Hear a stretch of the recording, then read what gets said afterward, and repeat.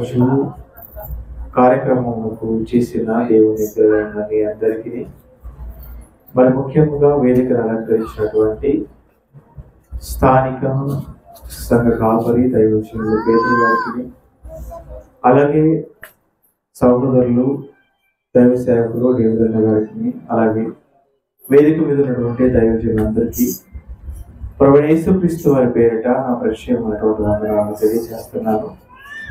దయచేసి అందరూ కొద్ది నిమిషాలు జాగ్రత్తగా దేవుడు ఏ మాటలు మనకు తెలియచేయడానికి సిద్ధపడి ఉన్నారో ఆ మాటలను వినవలసిందిగా మీ అందరికీ ప్రభు పేరిట మనవి చేస్తున్నాను. సెల్ ఫోన్స్ సైలెంట్ మోడ్లో పెట్టుకోండి. అలాగే పిల్లలు తల్లులు కాస్త పిల్లల విషయంలో జాగ్రత్తగా ఉండాల్సిందిగా మీకు కూడా తెలియజేస్తూ, ప్రియమైన దేవుని వారలారా, పరలోకంలో ఉన్నటువంటి తండ్రి అయిన దేవుడు ఆయన ఒంటరిగా ఉన్నాడు. ముందుగా ఆయన ఒంటరిగా ఉన్న సమయంలో ఆయన మనసులో పుట్టినటువంటి కోరిక, నాకు అనేక మంది పిల్లలు కావాలి. ఎప్పుడైతే దేవుడు తన మనసులో ఆ కోరిక కలిగిందో ఆ తర్వాత ఆయన ప్రణాళిక సిద్ధం చేసుకున్నాడు. ఆయన ప్రణాళిక ప్రకారంగా 6 దినాలు కష్టపడి అనంతమైనటువంటి సృష్టిని ఆయన చేశాడు. 6వ దినపు చివరిలో ఆదాముకు జన్మనిచ్చి ఏదైనా తోటలో ఆదామును పెట్టాడు. అలా ఏదైనా తోటలో ఆదామును పెట్టిన తరువాత దేవుడు ఆదాముకు ఒక మాట చెప్పాడు. ఇంతకీ ఏంటా మాట అని ఒక్కసారి మనం బైబిల్లోకి వెళ్ళి చూడగలిగితే, ఆదికాండము 1వ అధ్యాయము 16వ వచనం చూడండి. ఆదికాండము దేవుడు 1వ అధ్యాయము 16వ వచనం. క్షమించండి, 2వ అధ్యాయం 16వ వచనం. ఆదికాండము 2వ అధ్యాయం 16వ వచనం. మరియు దేవుడైన యెహోవా ఈ తోటలో ఉన్నటువంటి ప్రతి వృక్ష ఫలములను నీవు నిరభ్యంతరముగా తినవచ్చును. ఏమండి, దేవుడు కలిగించినటువంటి ఈ ప్రకృతిలో ప్రత్యేకించి ఆయన ఏర్పాటు చేసినటువంటి ఏదైనా తోటలో ఉన్నటువంటి ప్రతి వృక్షాన్ని చూపిస్తూ దేవుడు ఆదాముకి ఏం చెప్తున్నాడంటే, ఈ తోటలో ఉన్నటువంటి వృక్షాలు ఏవైతే ఉన్నాయో వీటిలో ఉన్నటువంటి ఈ వృక్షాల నుంచి వచ్చేటువంటి ప్రతి ఫలము నువ్వు తిను అన్నాడు.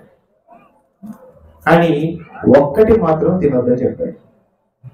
ఏమంటే ఈ విషయాన్ని ఒక్క నిమిషం మనం ఇక్కడ నిలవబడి ఆలోచిస్తే, దేవుడు అన్ని తినమని ఒక్కటి తినవద్దని చెప్పాడా, లేదంటే ఒక్కటి తిని అన్ని తినవద్దని చెప్పాడా? అన్ని తిను కానీ ఒక్కటి మాత్రం తినొద్దు అన్నాడు. ఏమండి, అన్ని తిని ఒక్కటి తినొద్దు అంటే కష్టం అవుతుందా? ఒక్కటే తిను, మిగిలినవి ఏవి కూడా నువ్వు ముట్టుకోవద్దంటే కష్టమా చెప్పండి? ఒక్కటే తినాలి, మిగిలినవి నువ్వు ఏమి తినొద్దంటే చాలా కష్టం. ఎందుకు కష్టం అని అంటే, ప్రతిరోజు ఒకటే రకం తినాలంటే ఎలా ఉంటుంది చెప్పండి? సంతోషంగా ఉంటుందా? మనం కూడా ఇంట్లో ఏమండి ప్రతిరోజు కూరలు వండుకుంటాం. రోజు ఒకే రకమైన కూర వండుకున్నారు అనుకోండి, ఎలా ఉంటుంది చెప్పండి? ఇంట్లో ఎలా ఉంటది? చాలా కష్టంగా ఉంటది కదా. ఒక్క రోజు ఒక్కొక్క రకమైన కూర మనం వండుకోవాలి. ఈ రోజు వండింది సుమారు మరలా వారం దాకా వండకూడదు, లేదా కొందరికి వెళ్తే నెల దాకా వండకూడదు. అన్ని డిఫరెంట్ గా తినాలనుకుంటారు. ఒకే రకం ప్రతిరోజు తినడం మనిషికి చాలా కష్టం. దేవుడు ఎంత మంచివాడంటే ఆదాము చూసి అన్నాడు, ఆయన ఆదాము, ఈ తోటలో ఎన్ని వృక్షాలైతే ఉన్నాయో ఆ వృక్షాలు వచ్చేటువంటి పనులన్నీ తిను, నీకు ఏది తినాలనిపిస్తా తిను, ఒక్కటి మాత్రం వద్దు నాయనా అన్నాడు. ఆ మాట చెప్పినప్పుడు అంటే ఆదాముకు చాలా సంతోషం వేసి ఉంటది. ఎందుకు? దేవుడు ఎన్ని తినమన్నాడు అంటే అన్ని తినమన్నాడు, ఒక్కటి తినొద్దు అన్నాడు కదా అని ఆయనకి సంతోషం వేసి ఉంటది ఆ సమయానికి. నిజంగా అక్కడ ఆ విషయాన్ని మనం చూసినప్పుడు అండి, దేవుడు వృక్షాన్ని వేసి వాటి నుంచి వచ్చేటువంటి ఫలములను ఆదాముకు తినమని చెప్పాడు.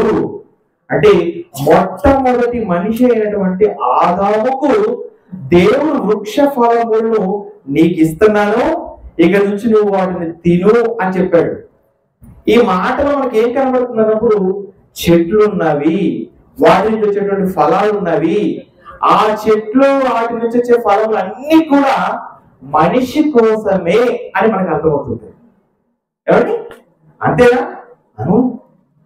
ఆ రోజు నుంచి ఈ రోజు వరకు మనం చూస్తేనండి, ఎన్ని వృక్షాలు కనబడుతున్నాయి, ఎన్ని చెట్లు కనబడుతున్నాయి, వాటి నుంచి ఎన్ని ఫలాలు వస్తున్నాయి, వాటన్నిటిని మనం ఎంత ఆనందంగా ఆరగిస్తున్నాం ఒక్కసారి ఆలోచించండి. ఈ రోజు మనం తినడం లేదా? ఎన్ని రకాల ఫలాలు మనం తింటున్నాం. ఇంగ్లీష్ లో ఫ్రూట్స్ అంటారు కదా, ఎన్ని రకాల ఫ్రూట్స్ తింటున్నాం అండి మనం ప్రతిరోజు. ఏమండి? యాపిల్ తింటున్నాము, ఏమంటే బనానా తింటున్నాము, అలాగే ఏంటంటే మళ్ళీ సపోటా అంటారు, అలాగే అరటి పండు అంటారు, మామిడి పండు అంటారు. అబ్బో ఎన్ని రకాలు చెప్పండి, ఎన్ని రకాల ఫలములను ఈ రోజు మనం ఆరగిస్తున్నాం. ఎంత ఆనందపడిపోతుందో తినేటప్పుడు అన్నప్పుడు, చాలా ఆనందం. ఏమండి? ఈ రోజు నేను మామిడి పండు తిన్నానండి, ఈ రోజు నేను అరటి పండు తిన్నానండి, ఈ రోజు నేను యాపిల్ తిన్నానండి, ఈ రోజు నేను సపోటా తిన్నానండి, ఈ రోజు ద్రాక్ష తిన్నానండి. ప్రతి ఫలాన్ని మనం తింటున్నాం.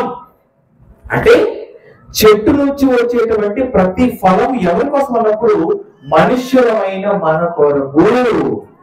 అంతేకాదు, ఏమండి? ఫలములు కావాలని చెట్టు దగ్గరికి వెళ్ళి తెంపేటప్పుడు ఆ చెట్టు మనతో నువ్వెవరు నా ఫలములు కోయడానికి అని ఎప్పుడైనా అడిగిందా? అడగలేదు. ఒకవేళ అలా అడిగింది అనుకోండి, మరలా ఆ చెట్టు దగ్గరికి మనం వెళ్తామా? చెప్పండి. భయం. చెట్టు మాట్లాడడం ఏంటి, నువ్వెవరు నా ఫలాలు కోసుకొని తినడానికి అని ప్రశ్న అడిగితే అసలు మన పరిస్థితి ఏమైపోతుంది చెప్పండి. కానీ ఎందుకు అడగడం లేదో తెలుసా చెట్టు? దానికి తెలుసు. ఏం తెలుసు? నా నుంచి వచ్చే ఫలాలు మనిషి కోసం, నా నుంచి వచ్చే ఫలాలు మనిషి తినాలి. అంటే చెట్టు నుంచి వచ్చే ఫలాలు మనిషి కోసం అని చెట్టుకు కూడా తెలుసు.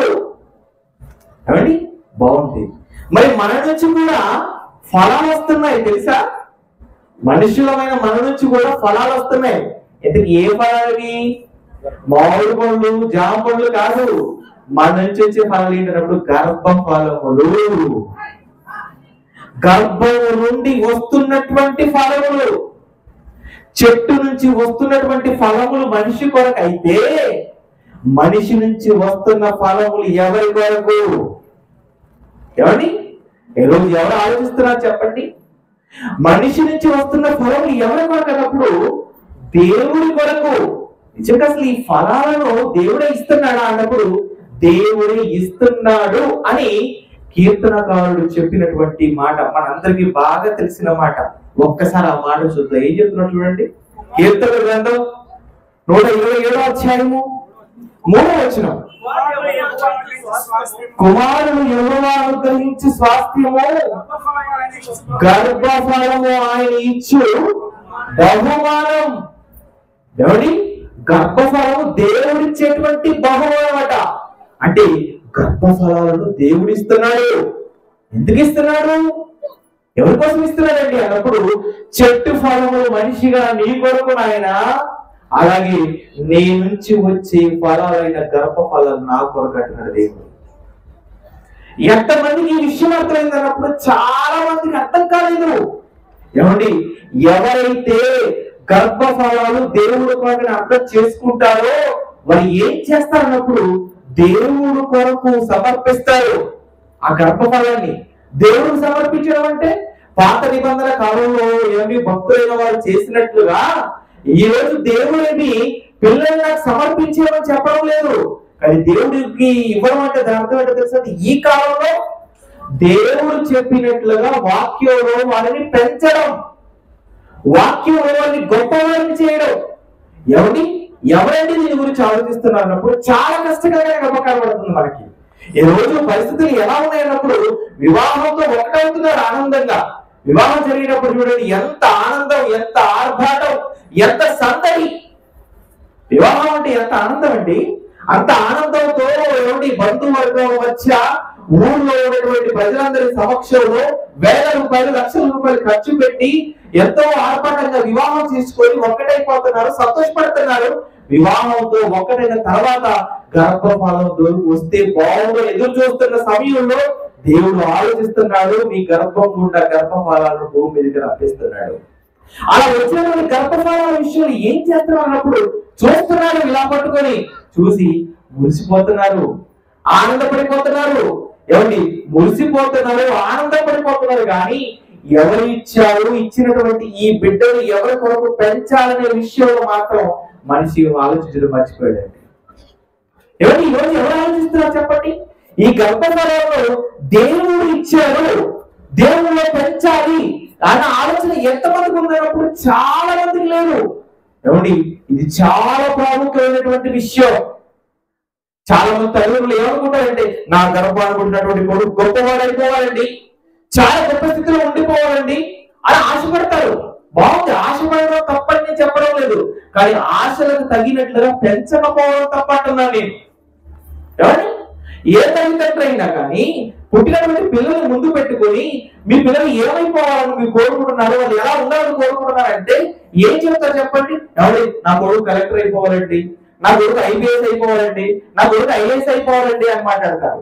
ఆడపిల్ల అయితే నీ కూతురు ఏం కావాలని కోరుకుంటున్నారు అన్నప్పుడు ఏమంటారన్నప్పుడు నా కూతురు అండి డాక్టర్ అయిపోవాలండి, నా కూతురు మంచి పొజిషన్ లో ఉండాలని కోరుకుంటాం, సంతోషం. మరి నీ గర్భాన్ని పుట్టినటువంటి పిల్లలు గొప్పవాళ్ళు కావాలని కోరుకోవడంలో తప్పు లేదు, కానీ దానికి తగినట్లుగా వారిని పెంచకపోవడం తప్పు.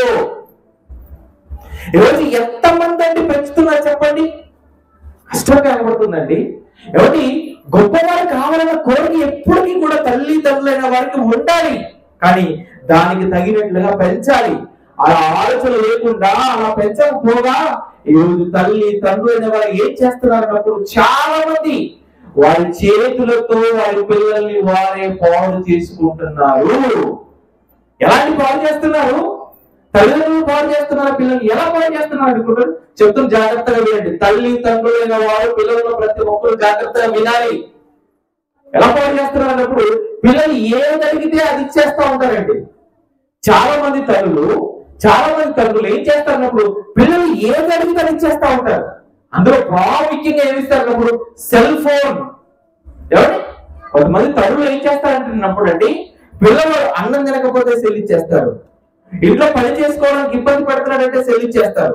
మరీ దారుణమైనటువంటి విషయం ఏంటంటే సమయం కాగానే సాయంత్రం 7 గంటలు టీవీలో వచ్చేటువంటి సీరియల్ చూస్తున్నప్పుడు వారు ఇబ్బంది పెడితే నేను సీరియల్ చూసుకోవడానికి ఎలాంటి ఇబ్బంది వీళ్ళని పెట్టకుండా ఉండాలంటే వీళ్ళని సెల్ చేయాలి. సెల్ రోజు సీరియల్ నేను చూస్తానంట తల్లి. ఇది మంచిదా? చెప్పండి. సెల్ ఫోన్ పిల్లలకి కూడా మంచిదా కూడా కాదండి, చాలా ప్రమాదం. మీ పిల్లల జీవితాన్ని పాడు చేసేటువంటి భయంకరమైనటువంటి వెపన్, ఆయుధమే సెల్ ఫోన్. ప్రతిరోజు అండి సోషల్ మీడియాలో కానీ వార్తాపత్రికలో కానీ వార్తలో కానీ ఎన్ని వినడం లేదు చెప్పండి. ఫోన్ చూసి ఫోన్ కి అలవాటు అయిపోయి మెంటల్ గా డిస్టర్బ్ అయిపోయి ఆ మెంటల్ హాస్పిటల్లో చేరుతున్న పిల్లలు ఎంతో మంది మానసికమైనటువంటి వ్యాధులకు గురవుతున్నారు, కంటి చూపు కోల్పోతున్నారు. ఎంతమంది జీవితాలు కోల్పోతున్నారు పిల్లలు? చాలా మంది జీవితాలు కోల్పోతున్నారండి సెల్ ఫోన్ వారికి ఇవ్వడాన్ని బట్టి. మా వాడి సెల్ ఫోన్ ఇస్తే ఏం చూస్తారండి? అందులో కేవలం అండి రైట్స్ చూస్తారండి. అందులో కూడా ఎక్కువ మా వాడికి చిట్టి చిలకమ్మా, అమ్మ కొట్టిందా, తోటకెళ్ళావా, పండు తెచ్చావా, ఇది మాత్రమే తెలుసు అంటే నువ్వు అనుకొని ఫోన్ ఇస్తున్నావు. నువ్వు ఫోన్ పెట్టేటప్పుడు అదే వస్తాడు అందులో, దాని తర్వాత మరో వీడియో వస్తుంది, దాని తర్వాత ఇంకొక వీడియో వస్తుంది, దాని తర్వాత చూడడం వీడియో వస్తాయి. యూట్యూబ్ లో మీరు పెట్టినవి ఉంటాయా? ఎన్ని వీడియో ఉంటాయి చెప్పండి? ఒకనొక టైం వచ్చినప్పటికి వీడియో వచ్చినప్పటికీ వాడు చూడకూడని వీడియోలు కూడా రావడం ప్రారంభమైపోతాయి. ఇప్పుడు వాడు ఏం చేస్తాడు? వాడు చూడకూడని వీడియోలు చూస్తాడు, వాడి ఆలోచనలు మారిపోతాయి, వాడి చూపు మారిపోతుంది, వాడి ప్రవర్తన మారిపోతుంది, వాడు ఏమైపోతాడు అన్నప్పుడు తప్పు